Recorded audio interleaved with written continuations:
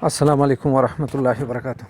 मुअज़्ज़िज़ सामीन, आपको मालूम होगा कि पीआई कन्वेंशन 15 अक्टूबर को शुरू हो गया है, जो 29 अक्टूबर तक जारी रहेगा।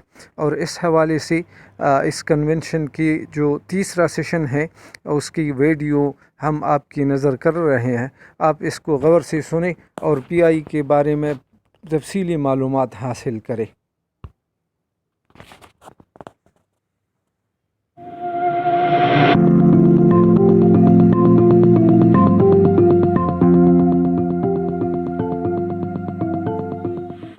Hi Pioneers! Welcome to the third session of the convention.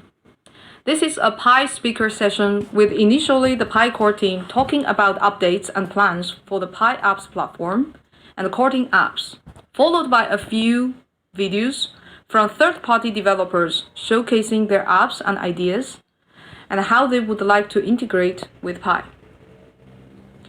In the Pi core team's talk, first, we will give some high-level directions for Pi applications. Second, some product and tech updates and plans on the Pi platform.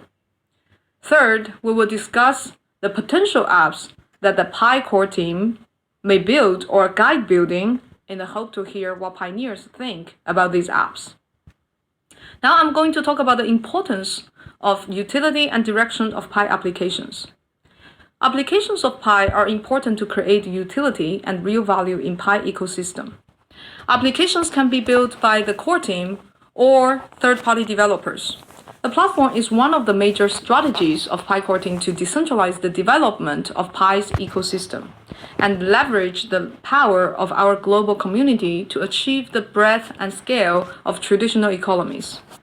For ecosystem building, there are two types of apps. First, apps with economic incentives or a business model for developers. And second, apps without a business model but essential to the infrastructure and completion of the ecosystem. Now I'm going to talk about type 1 apps with business models. This type of apps mean that they can earn Pi from the business transactions inside their apps. For example, charges of Pi for facilitating a purchase for goods and services, or direct sales in Pi to pioneers. These apps make their own independent product, technology, and business decisions.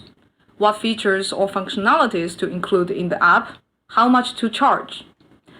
What we are looking for in this type of app are those that create real utilities of Pi, boost the usage of Pi, and contribute to the growth of the ecosystem.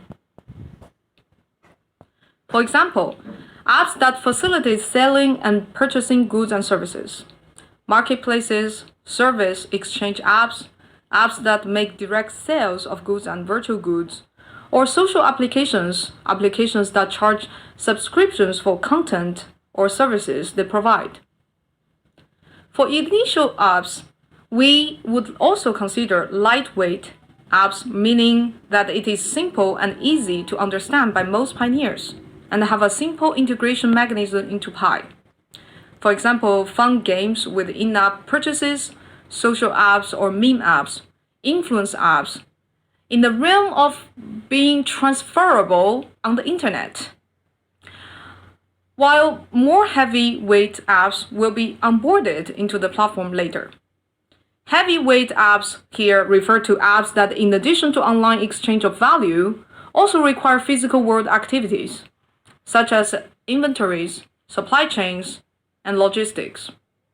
The reason for the order falls in line with our interactive design process, where the lightweight applications at first can help us debug any issues and make improvements in the online processes of how platform, apps, and pioneers interact with each other in terms of technical integrations, user experience, and economics, before introducing and compounding these processes with physical world complications or coordinations required by the heavyweight applications. Now I'm going to talk about type 2 apps, ecosystem apps. This type of apps refer to they don't have business models, but are essential to the infrastructure of the Pi ecosystem. The purpose of such apps are to complete inefficiencies, facilitate growth of the ecosystem, and benefit the common good of the network.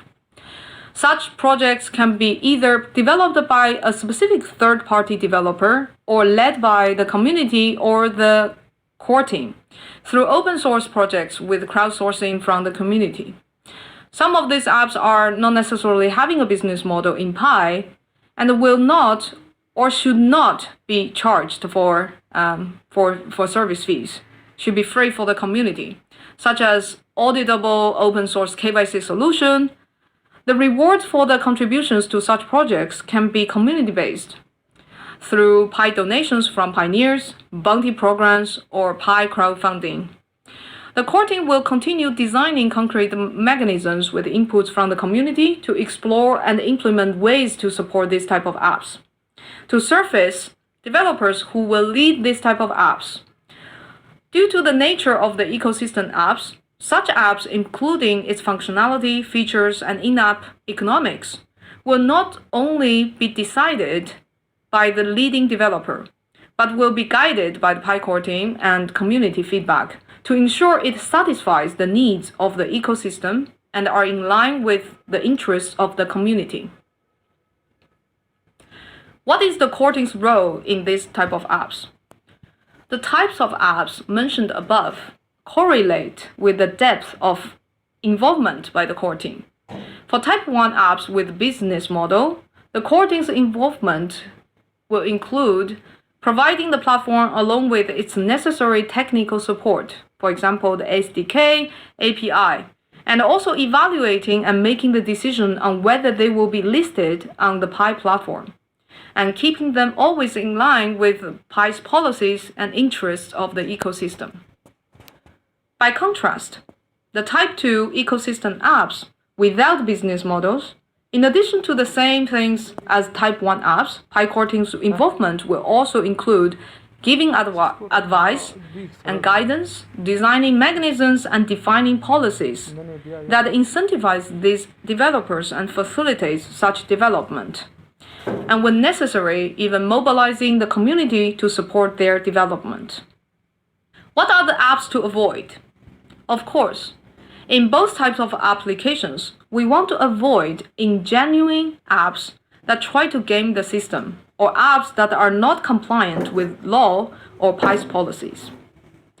For example, sham apps that do not really facilitate real goods and services transactions, but are in essence a channel for malicious people to scam pioneers for money or data, or speculative people to sell Pi for fiat or other cryptocurrencies, to organize unauthorized exchanges of Pi under the table, or to hoard Pi.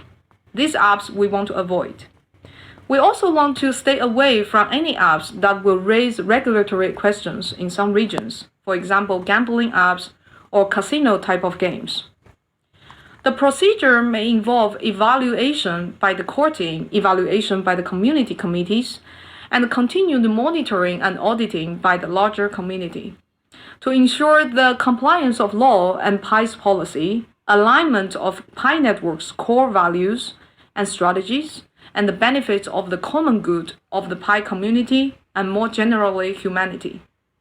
Next, we will have one of our core developers for the apps platform present tech and product updates and plans for the Pi apps platform.